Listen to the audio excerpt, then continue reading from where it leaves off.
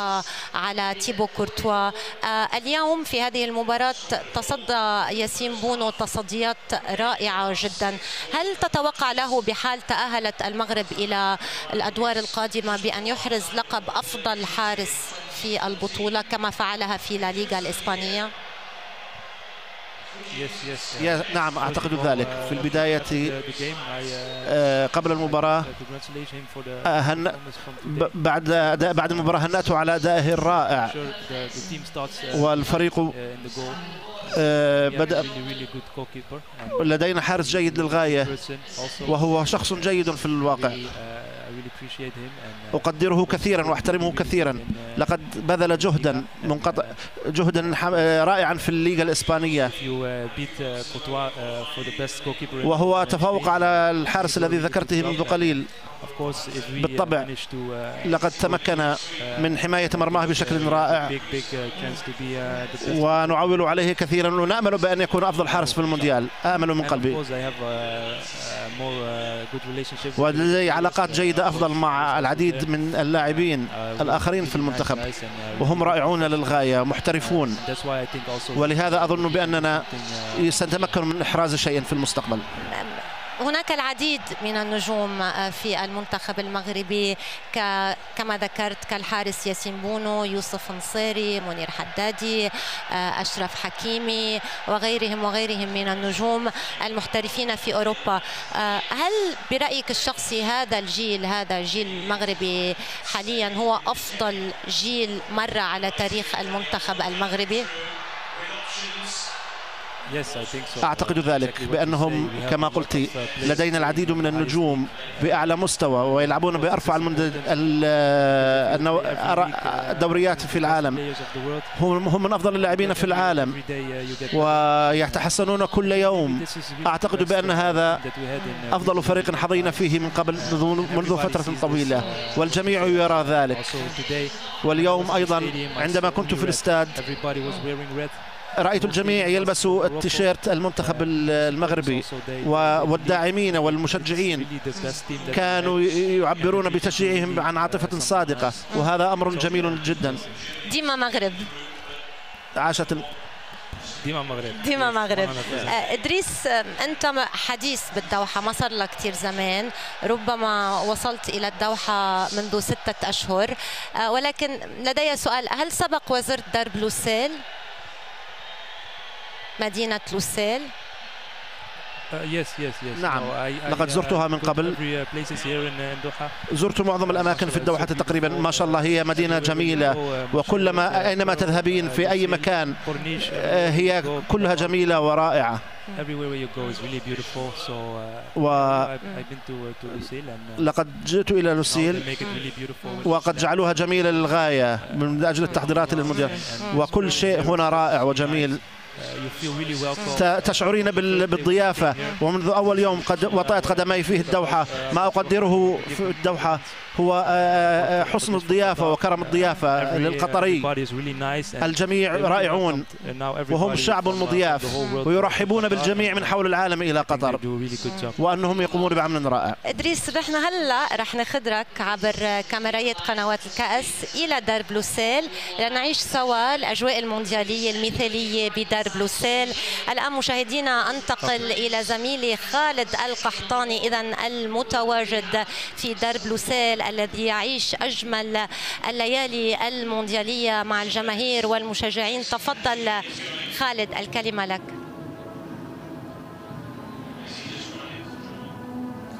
شكرا مريان، تحية لك ولضيفك الكريم وللمشاهدين والمستمعين الكرام. نحييكم من موقعنا اليومي من درب لوسيل، والتنوع الثقافي، التنوع الجماهيري، التنوع الشعبوي، تنوع الفعاليات المقامة هنا في درب لوسيل، وأيضا التنوع بالنسبة للضيوف الموجودين معنا. ببدأ مع أخوي عبد العزيز بن عمر، المصور المبدع الجميل اللي دائما احنا نستمتع بصورك بصراحه، بس انا فاقد كاميرتك اليوم. لا، اليوم ما جبت الكاميرا، قلنا اليوم نروق ونتمشى على راحتنا. زين، كلمني عن الاجواء اللي قاعد تشوفها هني، كلمني عن المستوى الفني للفرق في البطوله الى الان، بما انك سداوي متعصب بعد. لا، السد الحين ما لنا دخل فيه، حاليا احنا بكاس العالم، صراحة مستوى الفرق في أو خلينا نقول أول شيء على الأجواء هنا في البوليفارد روعة وممتعة، والناس تشوفهم دائما مستمتعين بالفعاليات وبالأجواء. مستوى الفرق طبعا بنتكلم أول شيء عن المنتخب السعودي أمس، مبارك لهم بالفوز. فوز المنتخب السعودي هو فوز لنا احنا كقطريين وكعرب. اليوم تعادلوا أمس تعادلوا تونس والمغرب، اليوم بعد نهنيهم على التعادل نقطة من فم الأسد من منتخبات عالمية مثل كرواتيا وغيرها. المنتخبات الآسيوية قاعدة تطلع، اليوم شفنا اليابان فازوا على ألمانيا، فخلنا نقول آن الأوان لسطوة الكرة الآسيوية على الكرة الأجنبية. إن شاء الله يوم الجمعة الوعد توقعات. قبل ما أتوقع أنا أتمنى من الجمهور القطري يكون حاضر في الفعاليات، يكون حاضر في المباراة، يكون مؤازر. نبي نسمع صوت الجمهور القطري. دائما احنا نفتقد الجمهور القطري في بعض البطولات، نشوف الجماهير المنتخبات كلها جمهورنا مفتقدينه. نتمنى هذه رسالة هذه لجماهير قطر، حتى المقيمين في قطر ساندوا وشجعوا المنتخب وفالنا الفوز ان شاء الله على السنغال. باذن الله تعالى. يعطيك العافيه عبد العزيز، واخذ الاخوان من السودان. يا مرحبا بكم. الله يحييكم. حبابك 10. مرحبا بك، حبابك 10. يعني احنا اول حاجه نحن من السودان وسعيدين جدا انه يعني بالشيء شفناه في قطر حقيقه والله، يعني كاس عالم مميز، ودي شهاده كبيره بدوله قطر وتنظيمها وروعتها، يعني ادهشت العالم والله. يعني احنا حقيقه جاي من السودان للبطوله. من السودان للبطوله، اول زياره لكم؟ اول زياره لنا والله. يعني شفتوا قطر؟ والله ما شاء الله، يعني قطر ما شاء الله يعني تعتبر يعني من افضل الدول اللي ممكن الزول يشاهدها، وحقيقه تنظيم عالي جدا يعني مما تدخل قطر. زين، كلمني عن مستوى المنتخبات العربيه، ايش رايك فيها؟ يا سلام، نحن اول حاجه فخورين جدا بانتصار منتخب السعوديه على منتخب الارجنتين، وتعادل الاخوه في تونس، وتعادل اليوم الاخوان في المغرب، ونتمنى انه ان شاء الله المنتخب القطري في المباراه القادمه ان شاء الله برضه يرفع راسنا، لانه يستحق والله. يعني مع هذا التنظيم يحتاج انه الفريق يمشي للمرحله القادمه، ونحن ان شاء الله نتمنى انه السنه كاس العالم القادم ان شاء الله السودان برضه يكون حضور في هذا المؤتمر ان شاء الله. قلوبنا معاكم كلكم والله يا اخوان. الله يحييكم. زين، المنتخبات العربيه من تتوقع انه ممكن يكون في الدور القادم؟ باذن الله المنتخب السعودي حيكون في الدور القادم، والمنتخب المغربي، ونتمنى ان شاء الله المنتخب القطري والمنتخب التونسي برضه يواصلوا في المشوار. الحقيقه هم مضفين جو جميل، يعني انا بالذات الجمهور التونسي امبارح كنا حضور في مباراه تونس والدنمارك، يعني كانت من اجمل المباريات في اتجاه. الحقيقه المغرب برضه جمهور مميز للغايه، يعني حقيقه سعيدين جدا، وانا اكرر الدعوه للجمهور القطري انه يتواجد في الكره القادمه. بالتوفيق لكل المنتخبات. بالتوفيق للجميع ان شاء الله. وين اخوي اللي كان جنبي هنا؟ كلنا نشكر الشيخ تميم على الفضائيه، والشكر لك انت. كل الشكر للشيخ تميم ابن حمد على هذه الضيافه وهذا المعمار الرائع. بس ممكن شوي اخوي عشان احنا من فلسطين جايين خصوصي عندكم. يا مرحبا، انتوا اهل الدار، احنا مبهورين واحنا ضيوفكم يا اخوي. احنا مبهورين فيكم للامانه، انه شيء رائع واكثر من الخيال. الحمد لله. فتحيه لقطر ولاهل قطر ولرئيس قطر ولكل شعب قطر. الله يحييكم ان شاء الله. اخر بس مقابله مع اخوي السعودي، يعطيك الف عافيه. راضيين امس ورايقين امس. القادم اجمل باذن الله، وان شاء الله دور 16 باذن الله، والفال التوفيق ان شاء الله باذن الله. راضيين على النقطه؟ راضيين، كانت مباراه صعبه لكن نتمنى الخير ان شاء الله لقدام. لكم التوفيق ان شاء الله. راح يكون لنا وقفات ثانيه باذن الله تعالى معكم جميعا ان شاء الله، وما راح يكون خاطركم الا طيب ان شاء الله، بتقولوا كل اللي في خاطركم. عموما زملائي، هذه جانب من الاجواء، جانب من حماس الجماهير، جانب من الفعاليات. ارجع لاستوديو البدع معك مريان. شكرا لك خالد القحطاني. اجواء رائعه بالفعل في دار بلوسيل، بس بدي اقول لك اجواءنا هون بالفيفا فان فيستيفال احلى بكثير، اجواء حماسيه اكثر. بس على كل حال يعني الدوحه كلها اجواء موندياليه بامتياز. نواصل مشاهدينا هذا اللقاء مع اللاعب الدولي المغربي ادريس صديقي، لاعب محترف نادي ام صلال. ادريس، ربما كما ذكرنا اليوم تعادل بطعم الفوز بالنسبة للمغرب أمام كرواتيا. المباراة الثانية ربما هي الأهم لتفادي حسابات كندا. هل برأيك يجب على المنتخب المغربي الفوز على بلجيكا لضمان التأهل في هذه المجموعة؟ ربما هي العقبة الأصعب بلجيوم.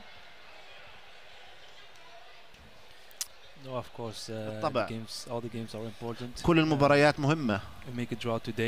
لقد تعادلنا، نرى بما ستقوم به بلجيكا وكندا اليوم، لكن من المؤكد عليهم أن يبذلوا جهدهم. فريق جيد ولدينا فرصة جيدة كذلك إذا لعبنا بذكاء وكان اللاعبون مستعدون سنتمكن من الفوز إن شاء الله. وكان اللاعبون مستعدون سنتمكن من الفوز إن شاء الله. إدريس، لنتكلم قليلا عن المنتخبات العربية التي كما ذكرنا قدمت أداء رائعا، بداية مع المنتخب السعودي الذي حقق الإنجاز بفوز تاريخي على بطل كوبا أمريكا. هل كنت تتوقع هذا الفوز للمنتخب السعودي وهل تابعت المباراة؟ إذا قلت ذلك فإنني أكذب. لم يتوقع أحد هذه النتيجة، وأعتقد بأنه خلال المباراة كان الشوط الأول ربما لصالح الأرجنتين، لكن السعودية فاجأتنا في الشوط الثاني، لكن خرجوا كأسود. إذا رأيت المقتطفات مرة ثانية حول التمريرات وحول التسديدات كان البلد كله كذلك خلفهم يشجعهم، وهذا أعطاهم دفعة. وما أحببته هو بأن الشعب القطري أيضا هتف وشجع المنتخب السعودي، وكل دولة عربية وكل العرب في الدوحة شجعوا السعودية ويحترمون السعودية كثيرا، ما شجعهم على الفوز وآملوا بأنهم إن شاء الله سيتمكنون من المحافظة على هذا المستوى في المرحلة القادمة. والآن أنت فزت على الأرجنتين، لكن عليك أن تحافظ على هذا الزخم، وآملوا والجميع يأمل بأنهم يتمكنوا من الاجتياز للدورة الثانية وأن يلعبوا المباريات القادمة بنفس الوتيرة التي لعبوا فيها. ماذا عن منتخب تونس؟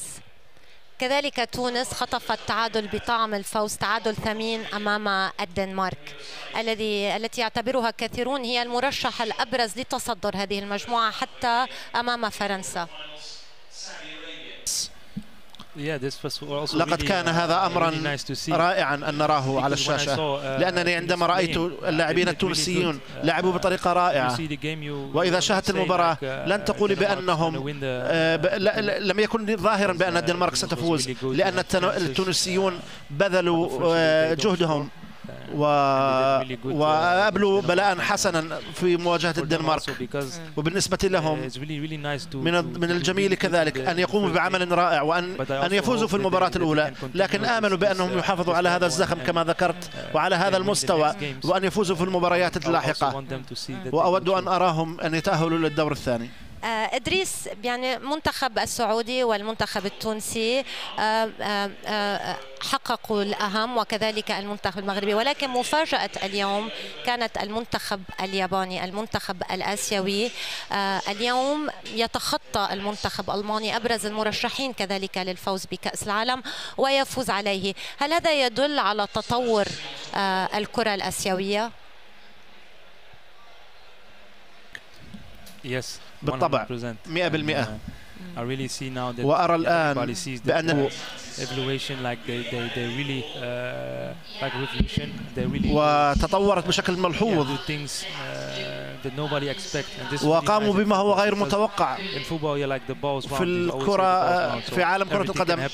كل شيء مستحيل ممكن حدوثه في المباراة، وقد رأيت كذلك العديد من المشجعين لأنه يقولون بأنه لا يوجد ما هو مستحيل، وهذا ما يميز كرة القدم، لا شيء مستحيل في عالم الكرة. وهذا أمر رائعا لهذه الفرق التي يقول بأنها مغمورة وتفاجئ الجميع وتثبت بأنهم مخطئون وتفوز في المباراة. وللأسف لم أشاهد المباراة، لكنني سعيد من أجل اليابان بأنهم فازوا، وسنرى ما تحمله الأيام. من برأيك يعني سيكون الحصان الأسود أو ربما المنتخب المفاجأة في هذه البطولة عدا المغرب، بعيدا عن المغرب؟ أعتقد الفريق الألماني لقد رأيت المباراة الفريق الهولندي والسنغال كان أيضا فريقا رائعا.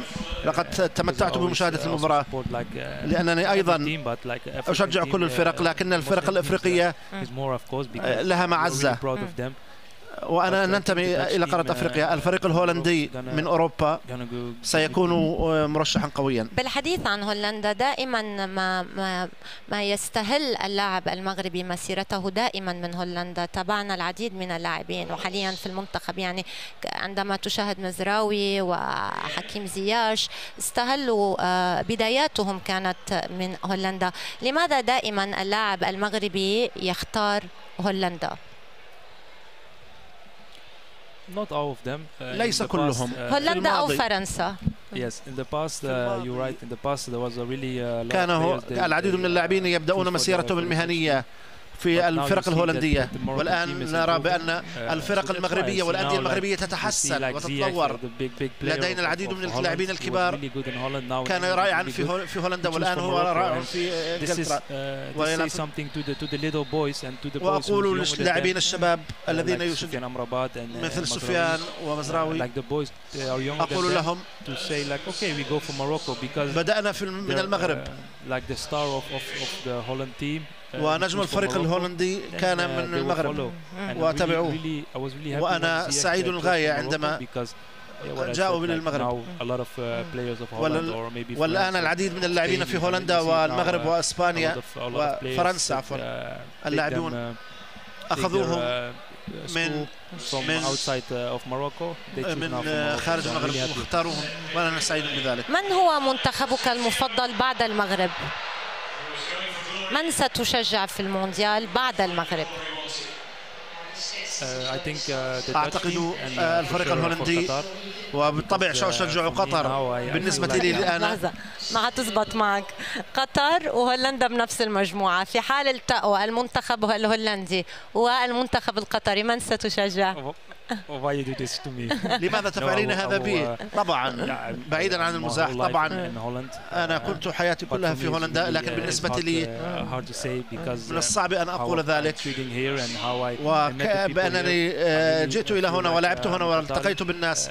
أحب الشعب القطري، ومن الجميل جدا أن أكون هنا. أعتقد بأنه سيكون خيارا صعبا أن أختار، وأعتقد بأن الأفضل من سيفوز. برأيك هل قادر المنتخب القطري إلى العودة مجددا في مبارياته القادمة والتأهل؟ ما زال لديه أمل. هل برأيك قادر أمام السنغال وهولندا؟ نعم، أنا على ثقة بذلك، بأنهم سيتحدثون وسيجلسون مع بعضهم، سيحددون استراتيجيتهم، وسيكونون جسدا واحدا في المباريات القادمة، سيحاربون، سيبلون جيدا في المباريات القادمة. كأس العالم في قطر، ويريدون أن يظهروا للشعب القطري بأنهم فريق جيد، وآملوا بشدة أنهم سيتمكنون من إحراز شيئا أمام السنغال وهولندا، وأعتقد بأنهم قادرون على ذلك. بعيدا عن العاطفة إدريس، توقعاتك، من برأيك هو الأقرب للفوز بلقب مونديال قطر؟ من الصعب أن أقول الآن، لا المباريات لا تزال في مستهلها، ومن الصعب أن نتيقن النتيجة على وجه الخصوص، لكنني لا أرى النتيجة حتى الآن. إنجلترا كانت رائعة. كنت ترشح الأرجنتين، ولكن بعد خسارتها أمام السعودية غيرت رأيك. نعم صحيح، من الصعب لأنك إذا خسرت المباراة الأولى سينعكس ذلك على أدائك في باقي المباريات، وسنرى ما ستقوم به الفرق الأخرى. عليه أن يفوز مرتين، ليست مهمة سهلة، وليس الخصوم سهلين أيضا، لكننا أعتقد بأن البرازيل الفرنسا فرق جيدة، لذا من الصعب أن أقول شيئا الآن، لكن سأقول البرازيل. هل ربما ترى أي منتخب إفريقي قادر على التأهل إلى النهائي؟ يعني سامويل إيتو عندما سألناه عن توقعاته كان في برنامج توقعاتي، أوصل المغرب والكاميرون إلى نهائي مونديال قطر. هل برأيك قادر أحد المنتخبات الإفريقية بالتأهل إلى النهائي كسيناريو سامويل إيتو. آمل ذلك بقوة، وآمل أن تكون المغرب في النهائيات، لكنه أمر ممكن. أعتقد بأنه، لأن إذا رأيت القوة التي أعطوها في المباراة والجهد الذي بذلوه، أعتقد بأن السنغال والمغرب لديهم الفرصة بأن يكونوا في الفاينل. إدريس صديقي، اللاعب المغربي الدولي ونجم أم صلال الجديد، شكرا جزيلا على تلبيتك الدعوة، وبالتوفيق لأسود الأطلس في مونديال قطر.